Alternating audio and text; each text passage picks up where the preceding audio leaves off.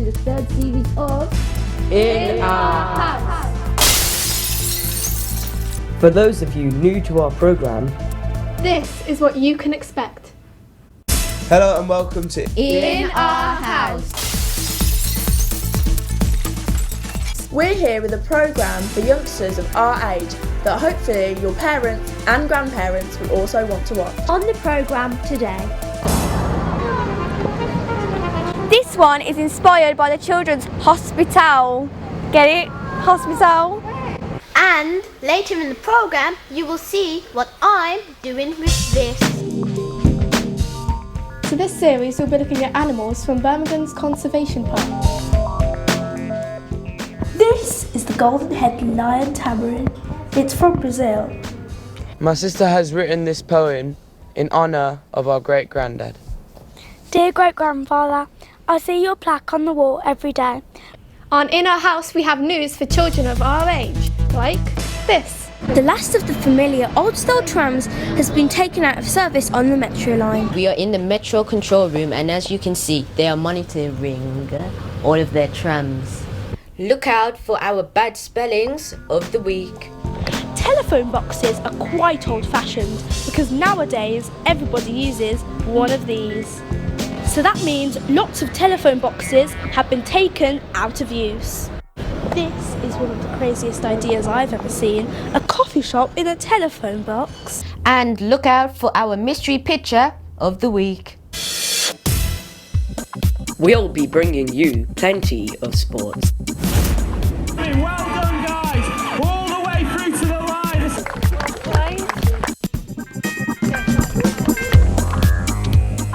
So join us every week on In Our House. So throughout the summer, we've been filming lots of news stories like this. If you've been in Birmingham city centre this summer, you may have noticed a brand new coffee shop. But then again, it's not the biggest coffee shop in the world, so you might have missed it.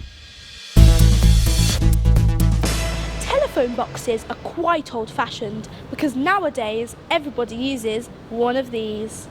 So that means lots of telephone boxes have been taken out of use. But I've discovered one telephone box that has been used for something completely different. This is one of the craziest ideas I've ever seen. A coffee shop in a telephone box. The man behind it is called Jake, so let's have a word with him. What made you think of putting a coffee shop in a telephone box? I get this question all the time. It was more, I wanted to open up my own coffee shop. And I needed somewhere that was really small because I didn't have loads of money.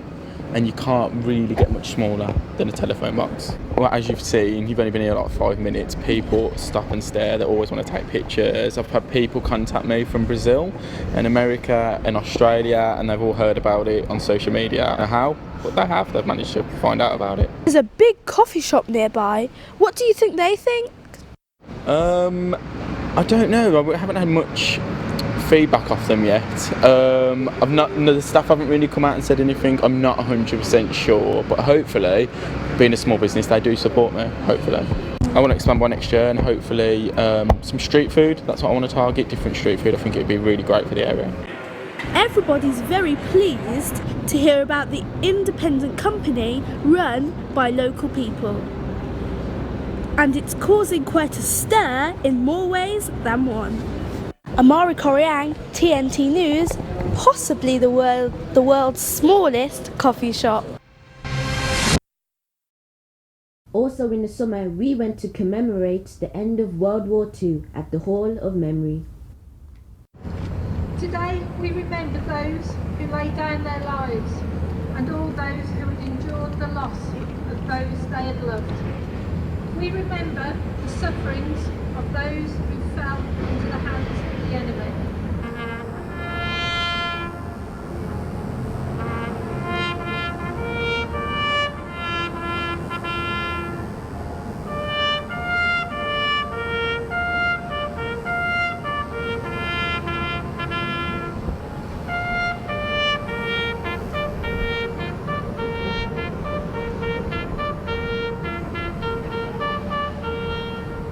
The VJ Day commemoration 2015 was extra special because it marked the 70th anniversary of victory over Japan. Many people think the war ended early with VE Day victory in Europe in May 1945, but the war continued until August 1945 in the Far East. The dropping of the atomic bombs on Hiroshima and Nagasaki brought about the Japanese surrender.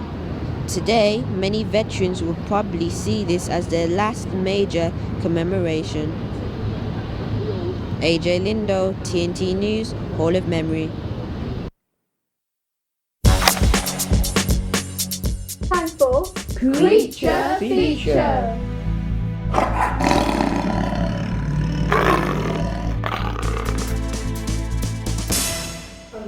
This is what the public sees, but we are going to go behind the scenes.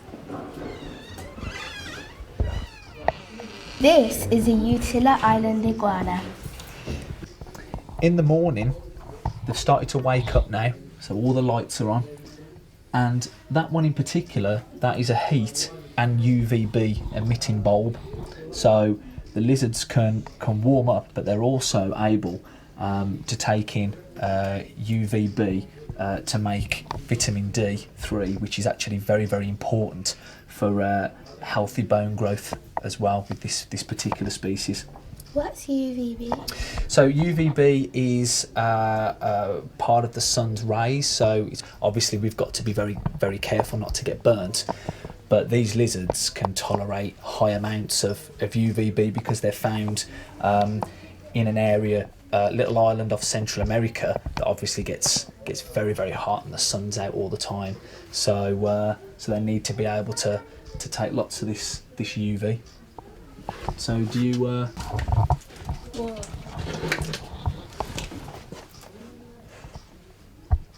That's a very floppy chin. He's very impressive, isn't he? So he's very, very different looking as well to the female. So he's bigger. He's got all these big raised spines on his back. And male lizards often have to look more showy, they have to look more impressive as well. The bigger they are, the better they look, the more chance as well they've got with breeding with the females. Does the food that they eat go down its chin? So this is a dewlap, and what they do with that is they can actually extend it, and it just makes them look even bigger. And they'll puff themselves up with air as well. They'll raise these spines up so they can almost make themselves look twice the size. And what they'll do like little head gestures, so they'll bob their head up and down. It looks like they're saying yes, but what they're actually doing is just making themselves out to be more dominant, bigger than the other animals around as well. And he'll even bob his head up and down in front of me. Well, doesn't that hurt? Scratches. It's not too bad. What does it eat? So this particular species will eat anything from fruits, leafy vegetation. It'll also eat crickets, locusts, mealworms, waxworms, and in the wild these are found in the mangrove swamps in Utila. So they will actually eat little bits of seafood as well. You see as well, they're called spiny-tailed iguanas. Do you want to touch the tail and just feel how spiky they are? Oh. Spiky, aren't they? Yeah. It feels like a tree with frog legs.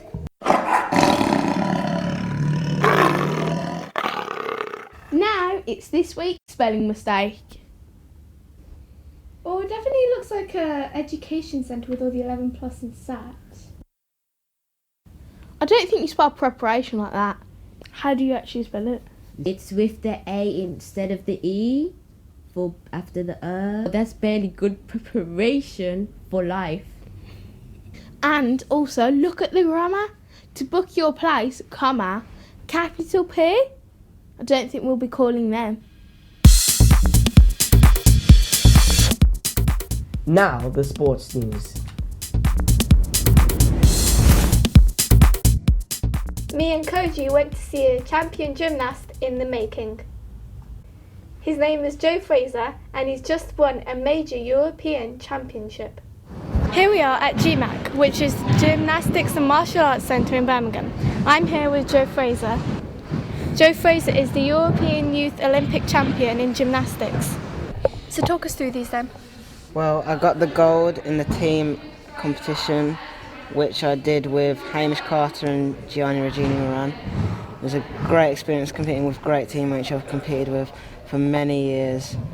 The silver is for the pommel horse, which I did 3 times that week in the all-around and the team comp, and then the final.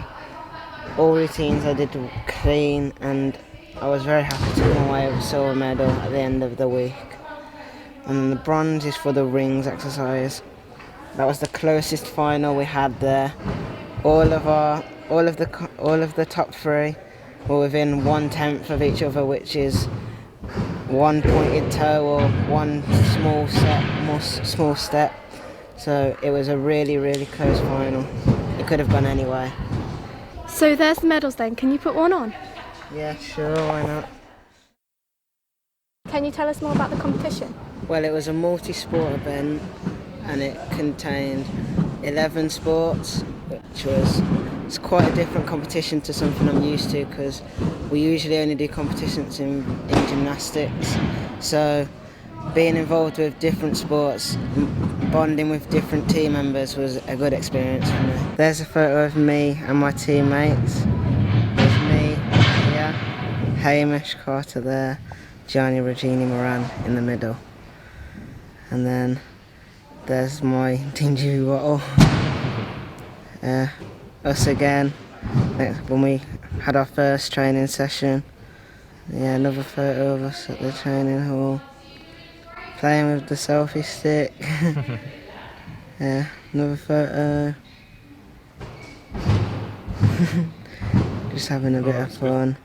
There's our national coach, who also came with us alongside Lee Walls. And yeah, there's Lee. So while we were there, we still had fun, even though we knew we had a job to do. That was at the opening ceremony. Yeah, what was that like? It was a fantastic experience. Yeah, what did they do? We all entered along behind our flag bearer, Wesley Greenwich. He led us out in a conga.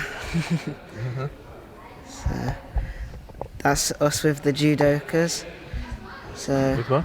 The judokas. So they'd played judo. Oh, yeah, they were telling us all about their tactics and showing us some of their skills. So yeah. Oh, and then that's the photo. That's everyone, everybody. Yeah. All of our coaches, all of the medical staff. There's a lot of people there. Yeah. What are you? You want? Did you take that, or you? No, I'm there. Right at the front, of course. It is very high, so it's quite one of the scariest apparatus, because if you fall, it may hurt. So it's more of an incentive to catch the bar, because if you swing around it hurts your hands. So you'll use guards like these, which have a dowel in, so it's easier on the hands to hold on, and it's a very enjoyable piece because it's quite a thrill, so I enjoy it. So on high bar there's 3 finger holes. It's quite easy. There's a little dent here for my finger to rest. The dowel is quite small compared to the rings guards. So what does that do then? It makes it easier to hold the shape of the bar, whereas if it didn't have a dowel it would flop anywhere like easily. But with the dowel it rests on the dowel when it goes around the bar like this.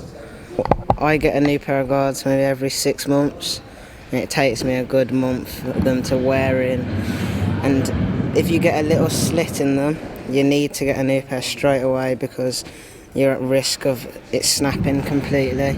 So I have a spare pair in my bag just in case of any incidents such as this. Have you ever had any bad accidents? I broke my elbow on this bar once when I was 12, so... So it didn't put you off though? No, it just made me more hungry to do more. This is just chalk, helps grip on the bar. So, yeah.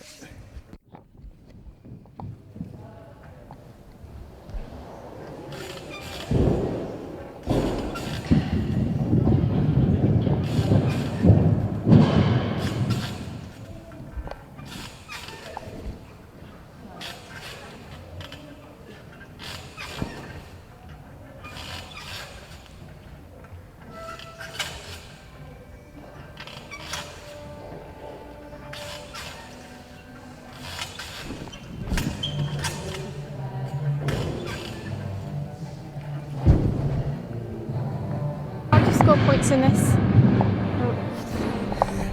Well, it depends on what you do. So there are 5 special requirements which give you a 5 temps bonus, which is quite helpful when you come to an elite level. They include like releases and catches, so you have to let go of the bar, catch it again. This is high risk because you can miss the bar. So you have to make sure you're very confident of where the bar is, seeing the bar, knowing where you're going to put your hands. There are invert requirements, so you have to put your hands invert this way. So you have to go all the way around, which is quite hard on the wrists, the shoulders.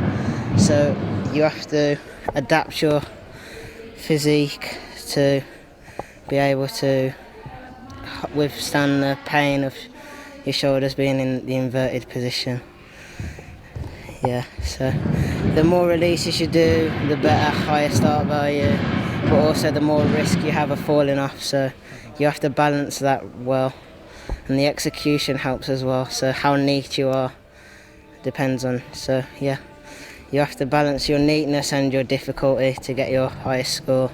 What about the height? Does that make much difference? No, the height is no different, but when you're under 12s, you have this extra safety mat, just because your bones are a bit weaker than when you're older, so you can land on this, makes it a lot easier on your knees, your ankles.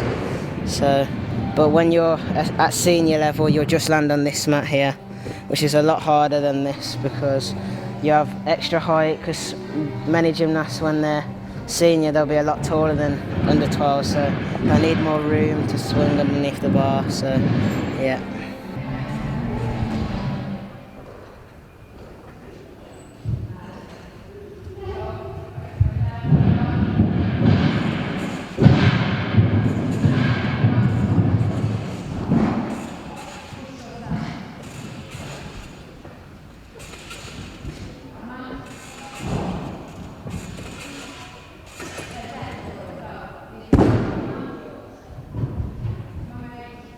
So you weren't happy with your landing? No, I put both hands down, which is a marked deduction, so that's quite a big margin that will affect me in competition if I was against anybody. So I'll do another one. I'll try and release later so that I'll be higher off the bar and I'll have more time to land.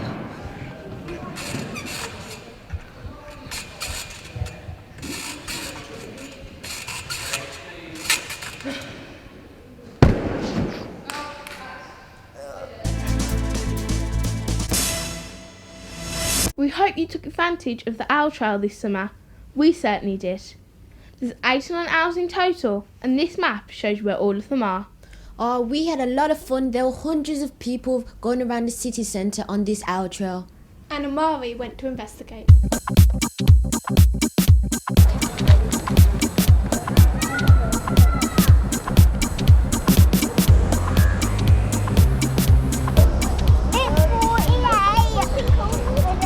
This is Albert outside the library.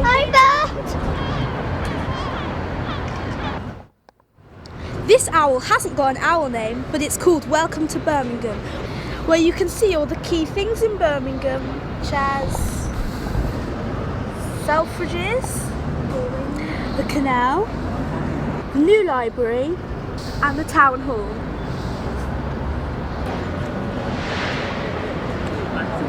Tropical shows all the tropical features at Toy Cross Zoo.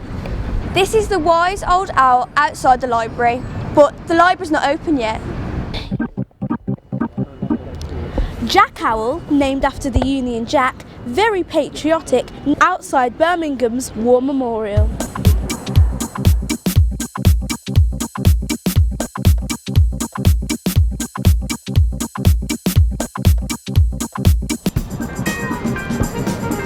This one is inspired by the children's hospital. Get it? Hospital. Here we are in Victoria Square. There are 4 owls here and loads of people looking at them. I wonder if they're using Twitter. This is the New Street Flyer, which has been built to show us what the New Street station is going to look like. I'll be talking about the new station in future programmes. It's inspired by the marvels of mechanical age.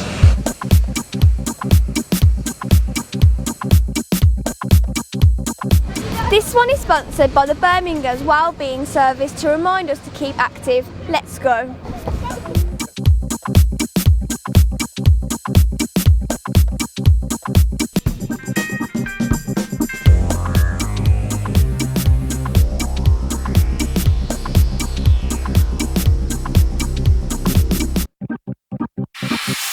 New survey shows adults struggle to pass spelling tests set for 11-year-olds. Researchers asked 1,000 adults to complete SATs tests that all pupils must sit. Just 44% managed to achieve level 5 on spelling tests. It's test time, whiteboards at the ready. Spelling number 1. How do you spell phenomenon? Talk about it. P. P-H-E-M on no. Are you sure you're pronouncing it correctly? Yes. Say that again. Phenomenon. Phenomenon. Oh, okay. Hold the board up. You have to hold it up, AJ. God, I don't know, man. Mina is the only one who's got it right, and it's spelled P-H-E-N-O-M-E-N-O-N. Spelling number 2, unnecessary. The only one who got it right was Mina again. Oh my days, Mina. The first person to get it right was Mina again. Right, one more. For this one, you have 10 seconds, and your word is rhythmic. 1, 2, I can't 3, concentrate. Keep counting your head. 4, 5, 6, 7, 8, 9, 10. Shush. Boards up. 2 out of 3 people got this right, and the first was Shannon. Yay! This really isn't fair. I hate spelling. Exactly. Okay, then, smarty pants. It's our turn. Here you go. Fine. And there you go. You have 10 seconds to spell each word. How do you spell zucchini? What? Zucchini. How'd you spell it?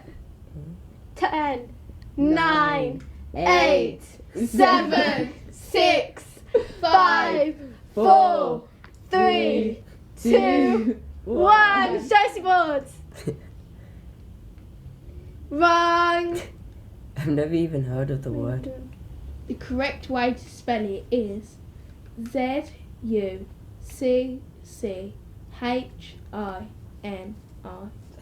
Like this. So that wasn't very clever, was it? I'll give you one more chance. How do you spell phenomenon? You have 5 seconds. You may begin. 5, 4, 3, 2, 1. Stop. You carried on. Turn the board over. I think we have to say that you passed that one. Oh my gosh. Well, you got that one. We'll give you that. Sadly, that's all we have time for, so goodbye. Thanks for watching.